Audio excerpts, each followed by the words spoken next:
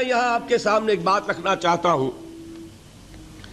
شاید آپ چونکیں بھی پریشان بھی ہو جائیں، لیکن انشاءاللہ وہ پریشانی جلدی رفع بھی ہو جائے گی۔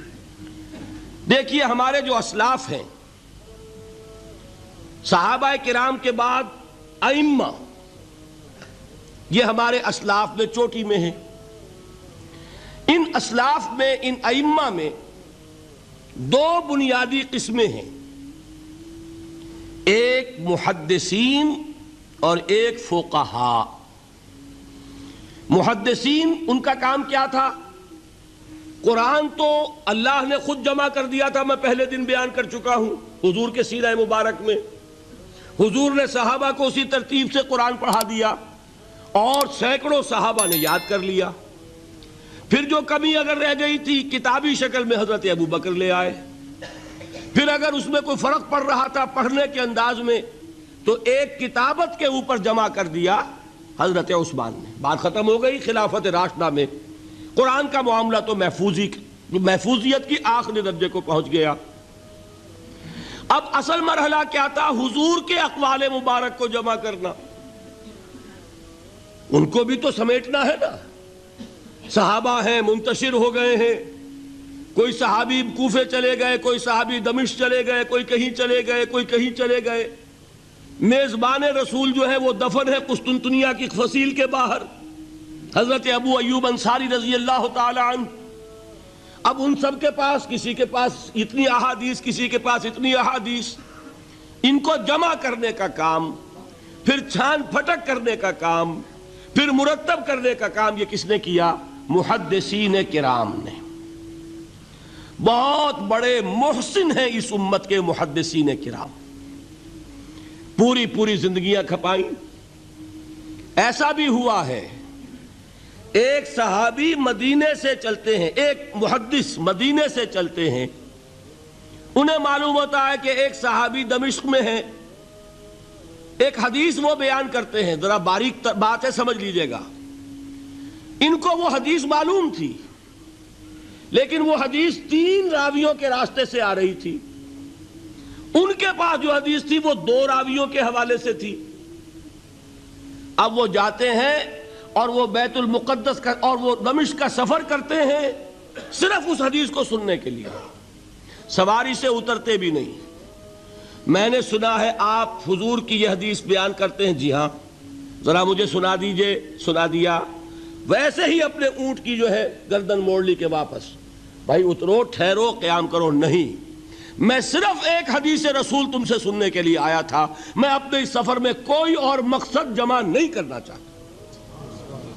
یہ کام کیا محدثین نے۔ بہرحال میں اس وقت جمع و تدوین حدیث کے موضوع پر میری گفتگو نہیں ہے، لیکن چونکہ ہمارے اس جدید دور کے فتنوں میں ایک فتنہ ہے انکار حدیث کا۔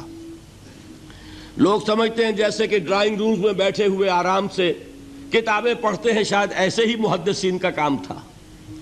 انہوں نے جس طرح زندگیاں لگائی ہیں اور جس طریقے سے حدیث کو جمع کرنے کے لیے مشقتیں جھیلی ہیں، اس کا آج ہم تصور نہیں کر سکتے۔ اچھا، وہ تو محدثین کرام ہیں، ان میں بھی اب ایک کا نام نوٹ کر لیجئے، چوٹی پہ کون ہے؟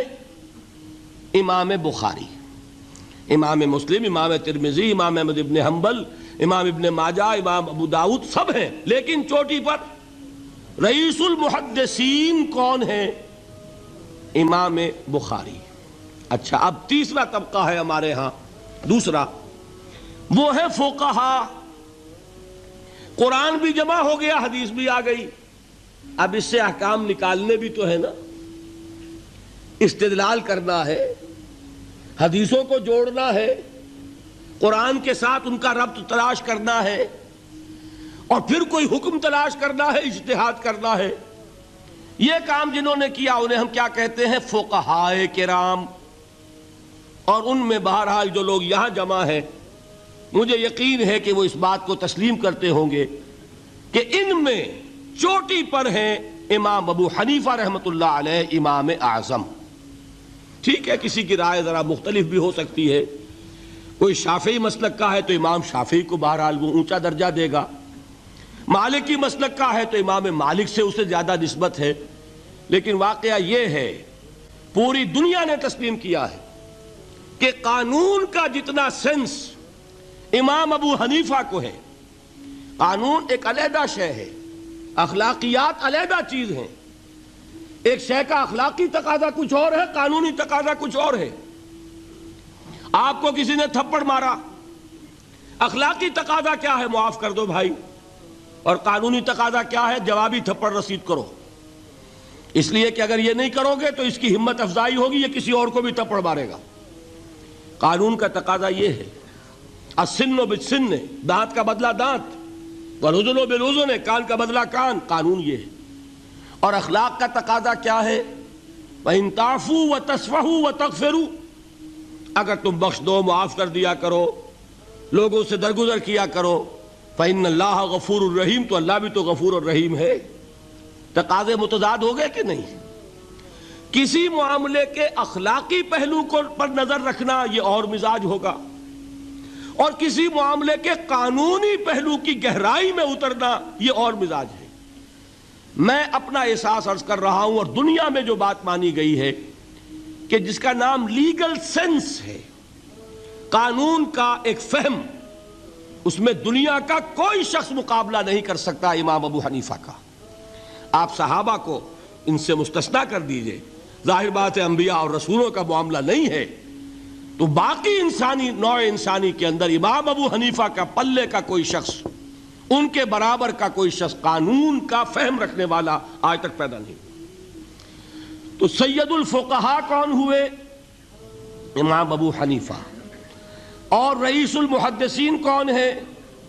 امام بخاری۔ یہ ساری جو میں نے اس وقت آپ کو تمہید بیان کی، وہ اس مسئلے کے لیے پریشان کن مسئلہ یہ ہے کہ امام ابو حنیفہ کی طرف یہ بات منسوب ہے کہ وہ یہ فرماتے ہیں الایمان قول،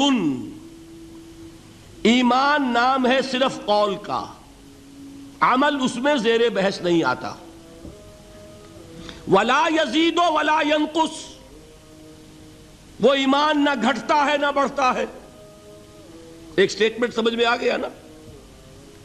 اب دوسرا سٹیٹمنٹ سنیے، وہ ہے امام بخاری کا، رئیس المحدثین کا، الایمان قول وعمل، ایمان نام ہے قول اور عمل کے مجموعے کا، قول اور عمل دونوں چیزیں ایمان میں شامل، وَيَزِيدُ وَيَنْقُصُ، وہ گھٹتا بھی ہے بڑھتا بھی ہے۔ ایک مسلمان کو پریشان ہو جانا چاہیے کہ نہیں؟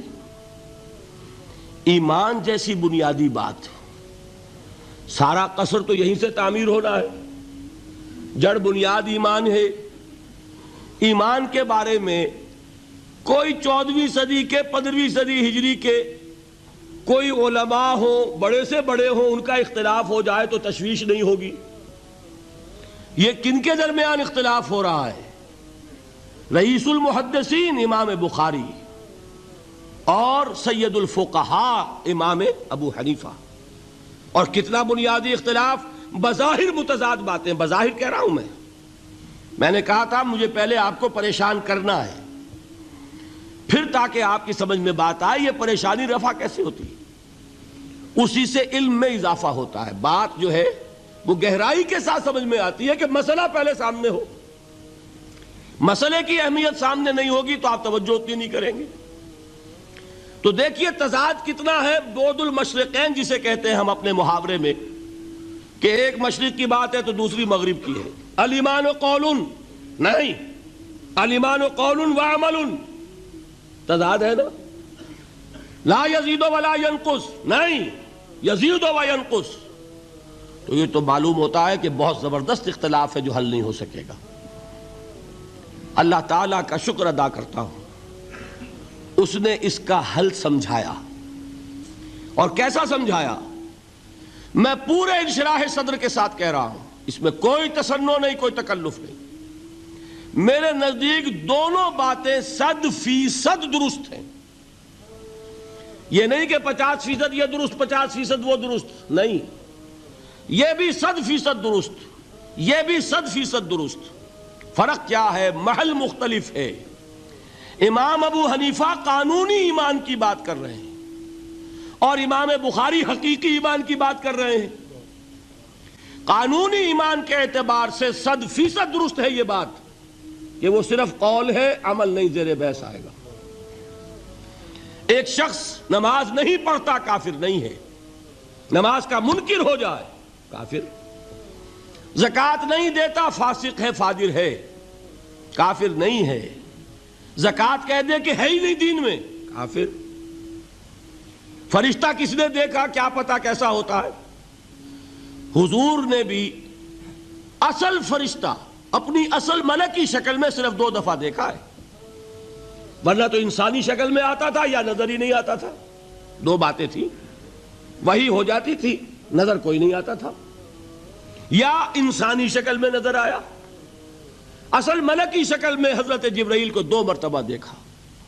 وَلَقَدْ رَآهُ بِالْأُفُقِ الْمُبِينِ وَلَقَدْ رَآهُ نَزْلَةً أُخْرَى عِنْدَ سِدْرَةِ الْمُنْتَهَى، ایک مرتبہ افق مبین پر دیکھا، ایک مرتبہ سدرۃ المنتہا کے پاس جبرائیل اپنی اصل شکل میں ظاہر ہوئے۔ اب ظاہر بات ہے ہم نے تو نہیں دیکھا نا، لیکن ہم مانتے ہیں جبرائیل کو، مانتے ہیں فرشتوں کو، نہیں مانیں گے کافر ہو جائیں گے۔ تو معلوم ہوا کہ قانونی ایمان جس پر دار و مدار ہے کفر اور اسلام کا، اس کا کل دار و مدار صرف قول پر ہے، ماننے پر ہے، اقرار باللسان پر ہے۔